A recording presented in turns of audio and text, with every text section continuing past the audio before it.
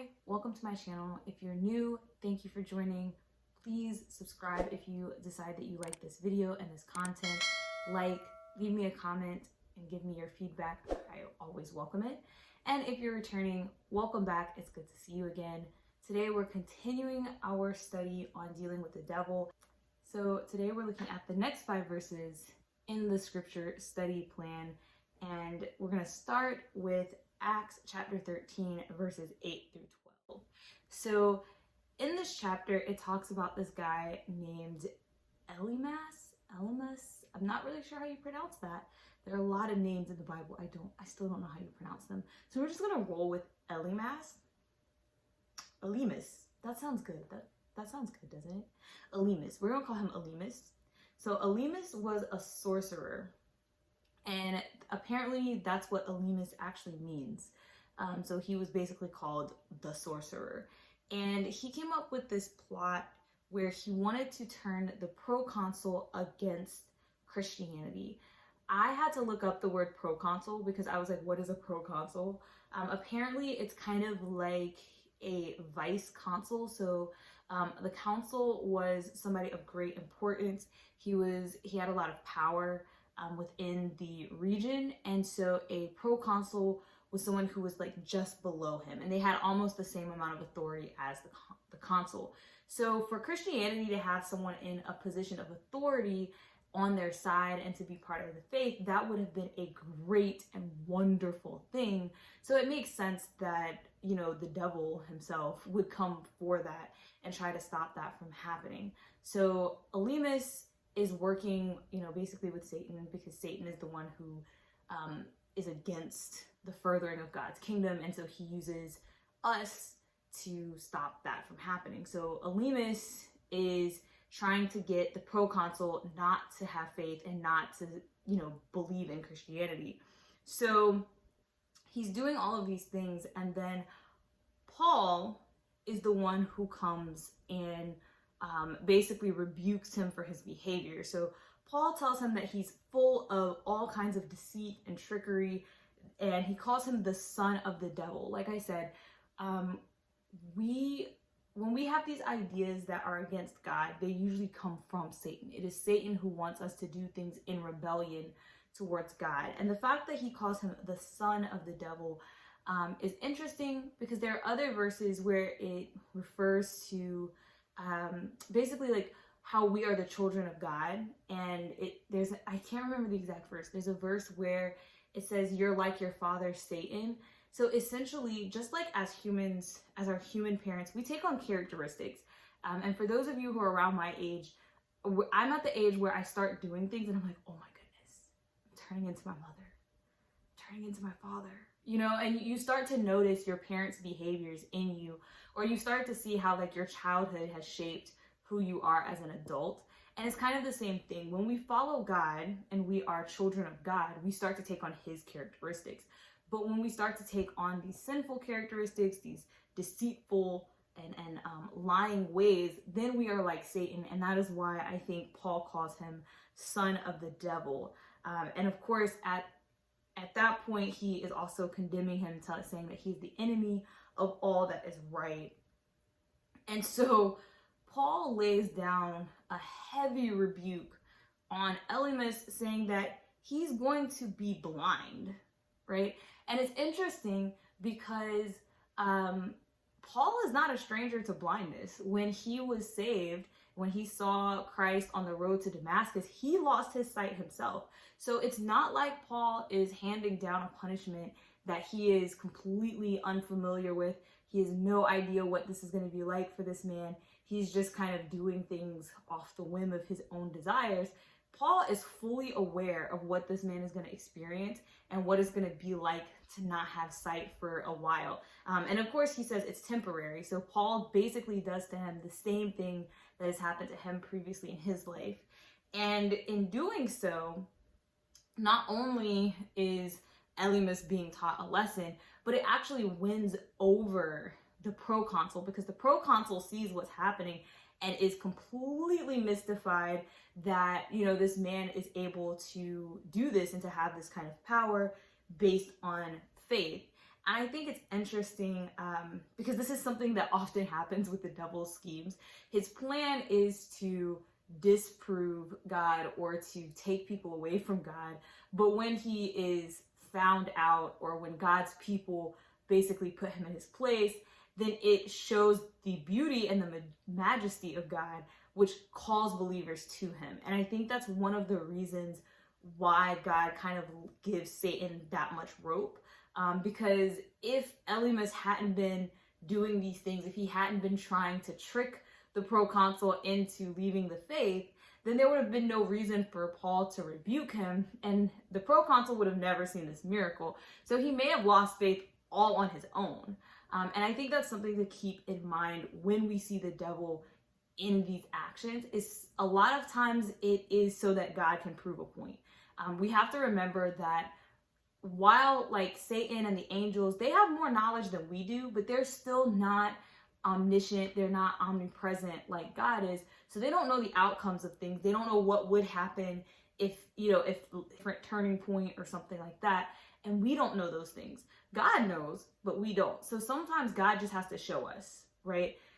Some of us learn by seeing, some of us learn by hearing, but most of us have to actually go through it to be like, oh, so that's what would happen. Yeah, we shouldn't do that again. And I think that is why God lets Satan have a little bit of rope. So from this version of dealing with the devil, from this particular passage, my takeaway was that, one, Satan uses lies and trickery to accomplish his goals. That's the go-to that his servants will use as well. So Elymas was lying and using trickery. Of course, that's something that, one, we should not do. And two, we should be cautious of. That's why we should always pray for discernment. I pray for discernment daily because it is trickery that is going to get us, because that's what Satan is going to use.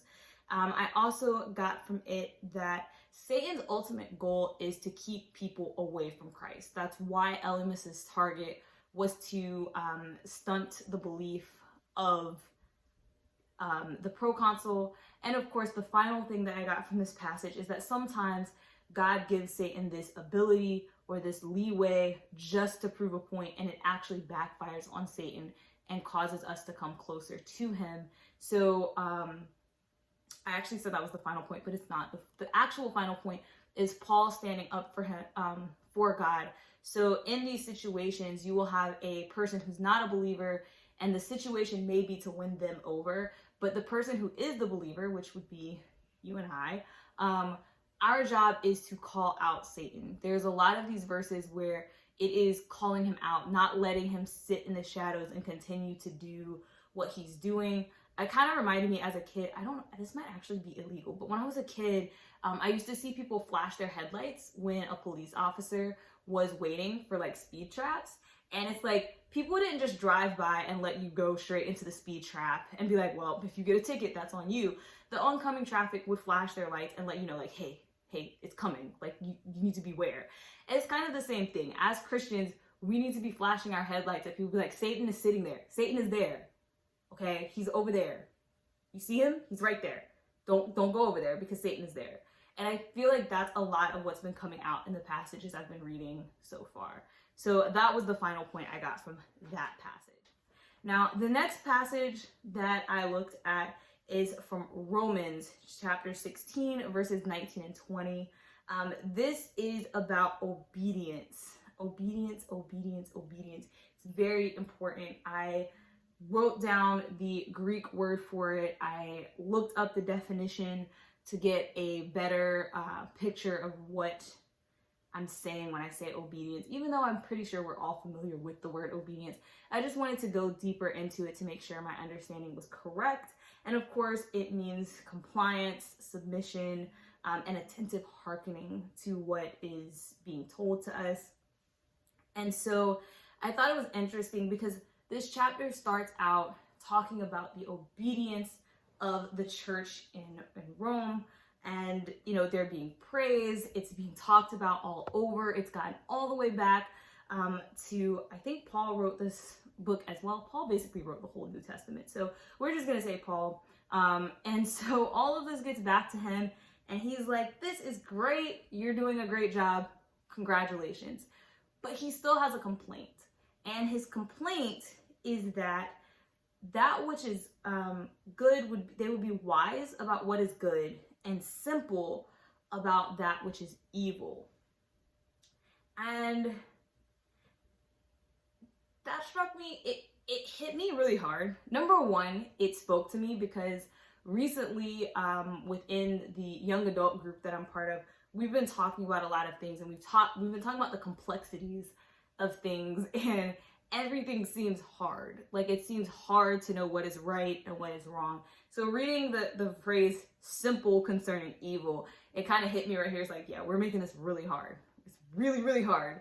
And so that hit me, but it struck me as interesting because I asked myself, how can you be obedient to God, but not sure about good and evil? Because God is, I mean, the bottom line is of following God is do good and stay away from evil. So if we are not wise about good and not simple about evil, then it's very interesting that we would still be considered obedient. And I think that this verse probably applies to most of us today because we're all in this situation. We probably are being obedient and we're doing our best to be obedient to that which we understand and that which we know. But we often come to points, particularly in our society, because Satan has muddied the water. He is a master at trickery. He is a master at deceit. He adds in just a little bit of truth here, a little bit of truth there. And so we're all looking at it like, I don't know what's right. In this situation, it's very hard to just come out and be like, well, this is the right thing and this is the wrong thing. A lot of the controversial topics, things like abortion, where you're like, yeah, I think it's murder, but I also understand that we don't have proper health care, and you know, there could be extenuating circumstances. Either the baby or the mother's life could be in danger. They could be poor. What if there's nowhere for the baby to go afterwards? What if they're a drug addict? What if, you know, our foster care system is bad? And you understand all of these layers of complexity that go along with the issue. And so it makes it hard to take a stance here or there because you don't really know. You're like, oh, maybe it's a case by case situation. I don't know. I just don't want to be in a situation where I have to decide. I don't want to have to give nobody advice on it, and I don't want to have to make the decision for myself. I want to just pretend like that doesn't exist. I feel like that's where most of us probably actually are, but unfortunately we don't have the liberty of doing that. It's almost November 3rd, right? We are voting, which will, you know, have an effect on these types of things, and we may have friends or family who are doing this, or we may be talking to people and inadvertently talking to somebody. You may have gone through this. I'm talking to you, and you may have gone through this, and you may have wanted me to say what I thought was right, and I can't help you, right? And we as Christians are expected, depending on your position in the church, you may be expected to have an answer. If you're a pastor, if you're a youth leader, if you are an elder or a deacon, people may expect you to have the answers. And I think it's interesting because in this verse, it says that once they become wise to that which is good and simple about evil, then God will bruise Satan under their feet. And it's so interesting to me because it almost sounds like an end time prophecy to me. It sounds like once God's people are rock solid and like, this is good, this is evil, and we're not having nothing to do with this, that's when God's going to come back and finish off Satan. And it kind of makes sense because at that point, Satan can't trick God's people anymore. And so I found that to be interesting. I definitely think that my biggest takeaway from this was that not so much that I made a decision about anything that's complex in our world today, because I didn't come any closer to making things simple, but I did come away thinking about how if I am of one mind about certain things, it makes it difficult for Satan to deceive me. It makes it difficult for him to wiggle in and add these things because I'm like, nope, that's wrong. A good example of that would be something like racism. Whether you are hating people for whatever race they are, my mind is already made up that that is wrong. There's nothing you can say that's going to make me be like, well, but in this case, it's a case by case situation. It could be like, no, it's always wrong. And so Satan can't trip me up in that area, right? There are certain things that once you've made up your mind that this is wrong, no matter what, Satan can't get you to do it because he can't throw a scenario out and be like, oh, but in this case, it's fine for you to do that, right? Your mind is made up. And so I think this is what this simple concerning evil is highlighting. It is those areas where we're like, oh, it's a case by case situation. In this situation, this might be okay, this might not be okay. And we may be right.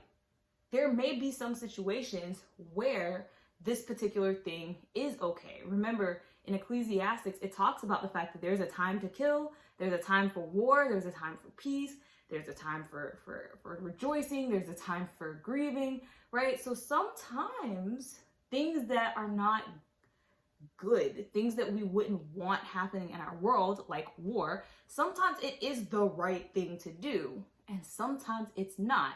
But the fact that it's not a black and white issue is where Satan can creep in and confuse us.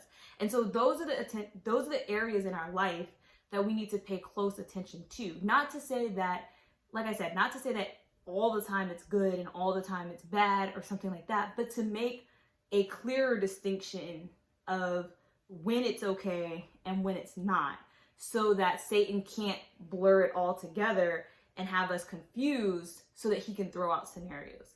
And that's what I got from that passage in Romans. So the next passage that I went to is in 1 Corinthians. 1 Corinthians chapter 5, verses 1 through 5.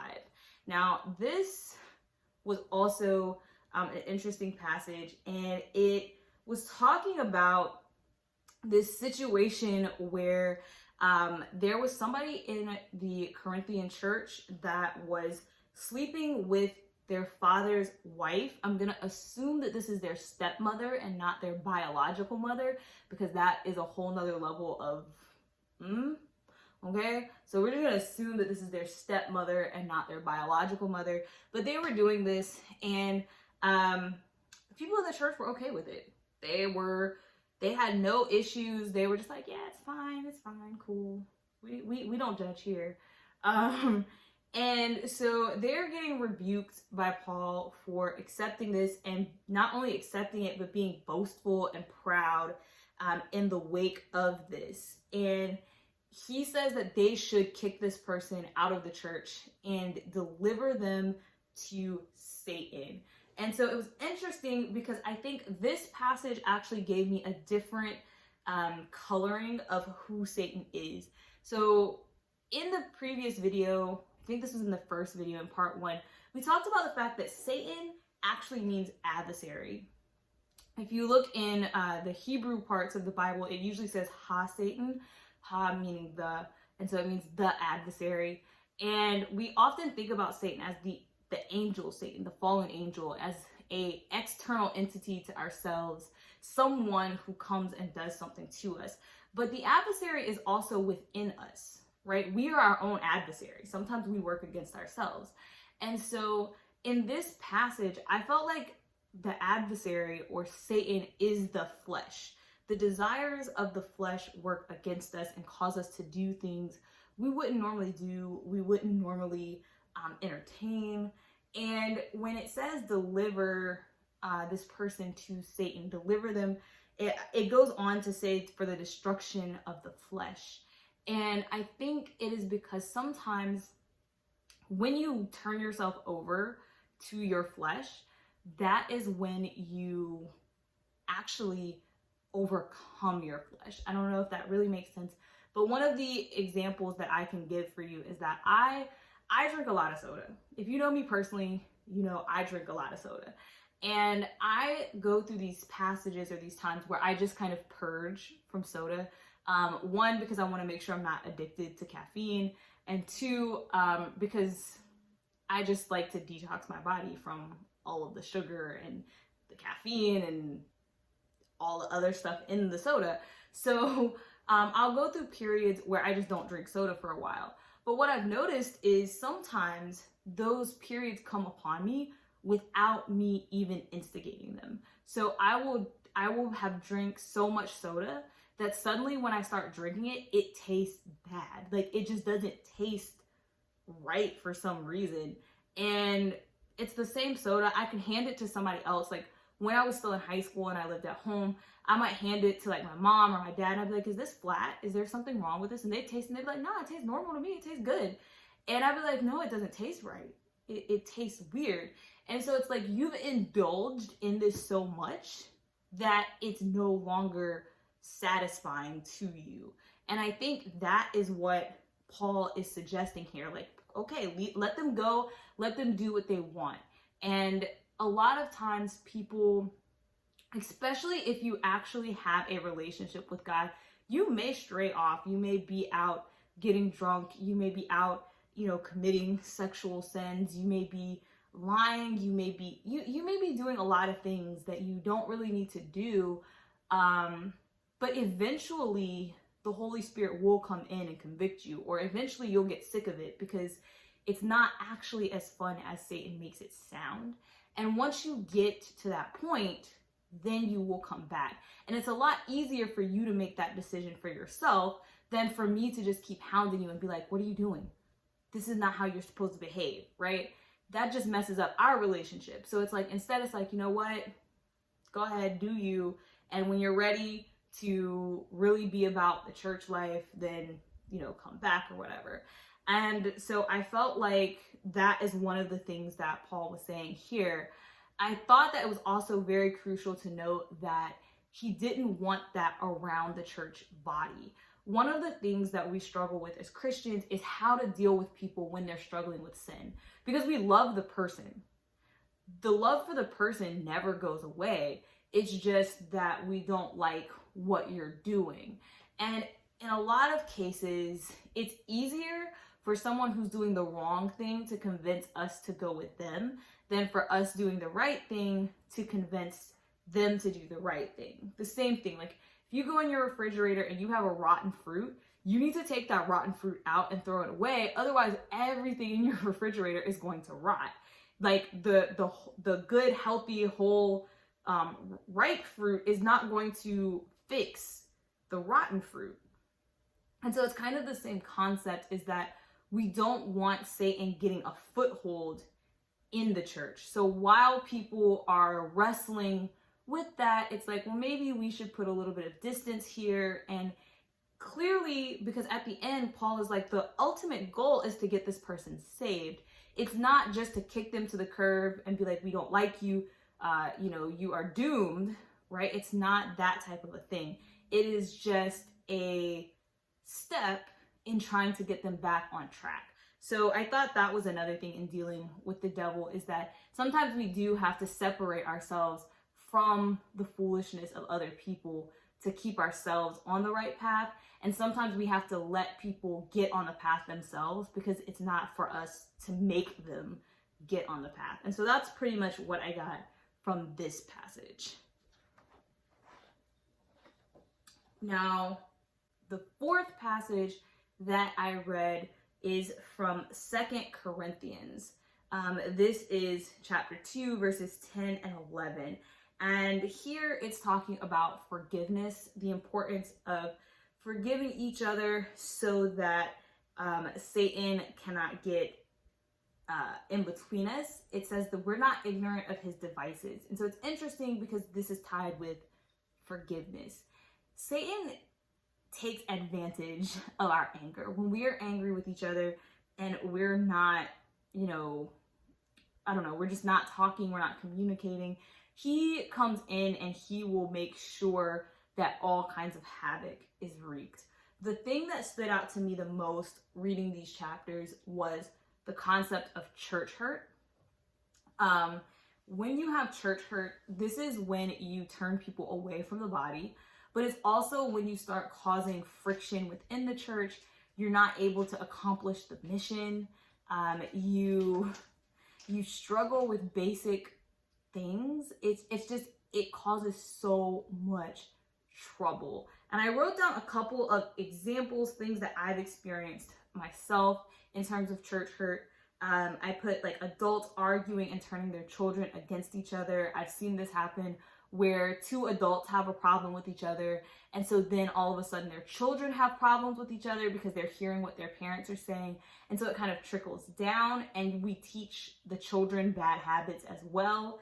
I also wrote that disagreements and misunderstandings can lead to grudges and unjust anger. I've seen this happen where it's just a misunderstanding, or people just disagree on something, and then because of that, people begin to hold grudges against this person or this group, and then those people can't work together, or they start spreading angry, things about the person, or they start trying to get in that person's way.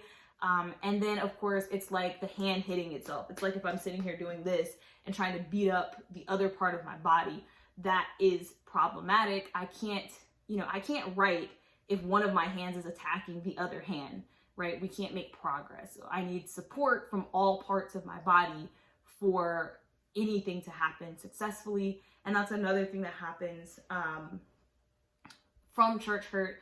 And the final example that I wrote down was people stepping down from their roles in order to protect themselves. So I've seen situations where you have somebody that may be a little bit more aggressive than is possible or that's necessary.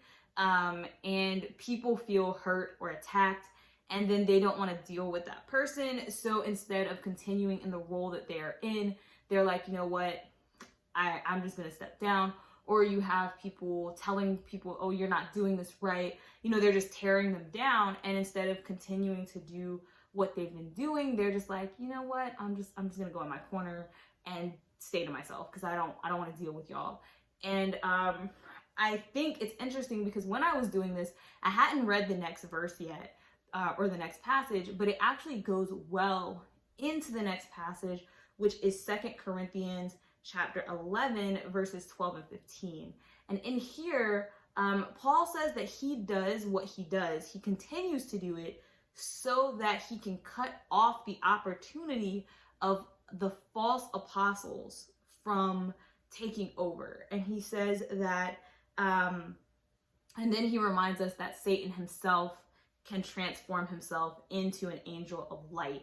And so it's interesting because I've seen this. So you have the people who are meant to do something. Like Paul, he was called to be an apostle. He was called to preach the word to the Gentiles.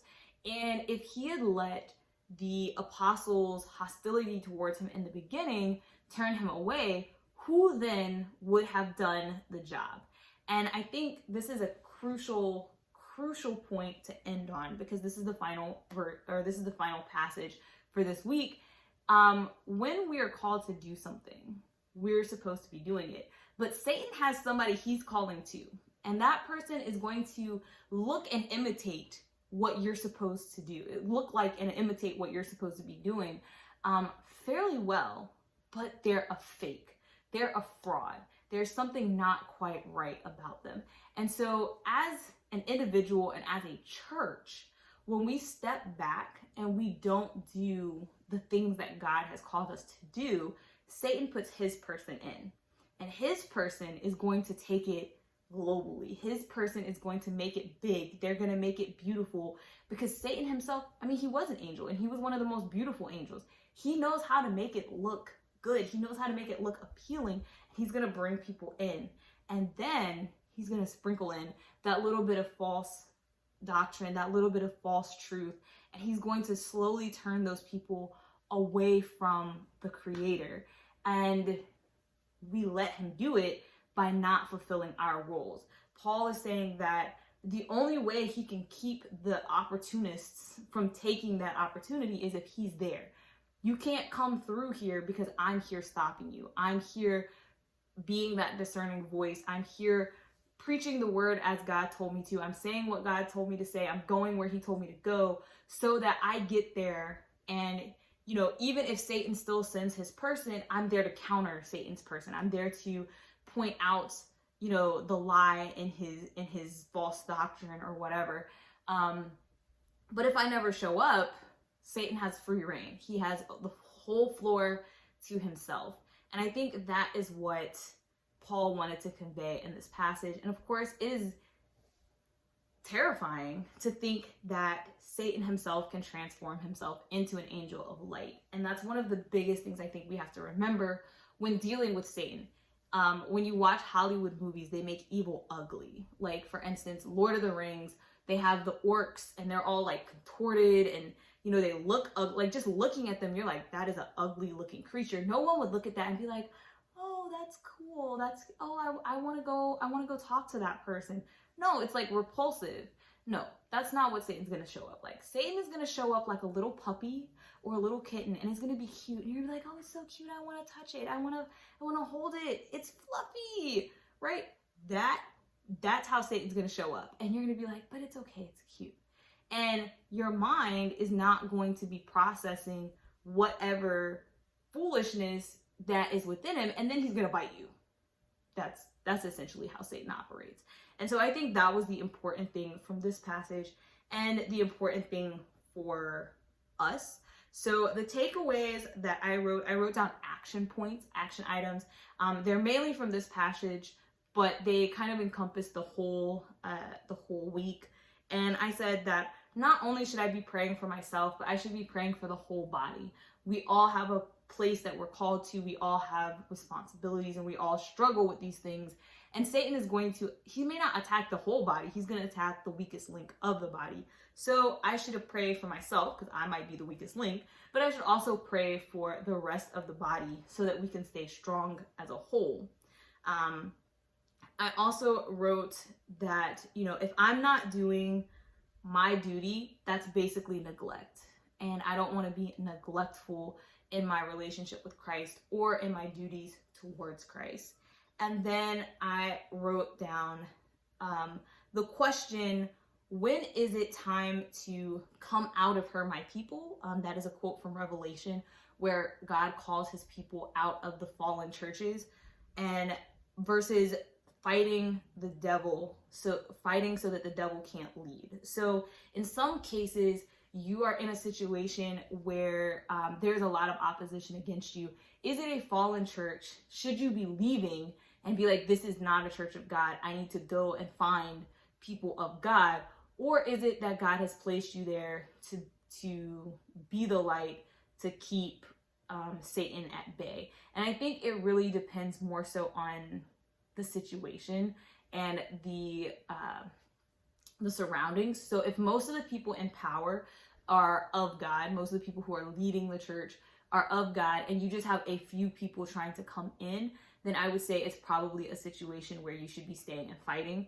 And if it's a situation where most of the people who are leading are lost and you're the only person that is, you know, fighting for the word of God, then maybe it's a come out of her, my people situation. So that was the final thought that I had for this week.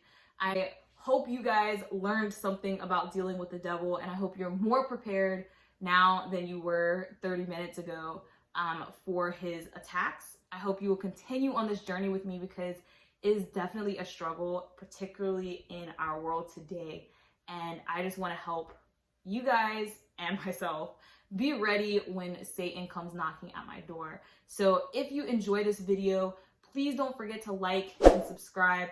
I am on a goal. I learned that you can't get your own custom URL for your YouTube channel until you get 100 subscribers. So let's start there. I'm trying to get to 100 subscribers. So if you like this content, please subscribe, leave me a comment about what you would like to hear more of. And of course, if you have suggestions about other studies that we can pick up after we talk about dealing with the devil, leave that in the comment section as well. And I will see you guys again. Bye.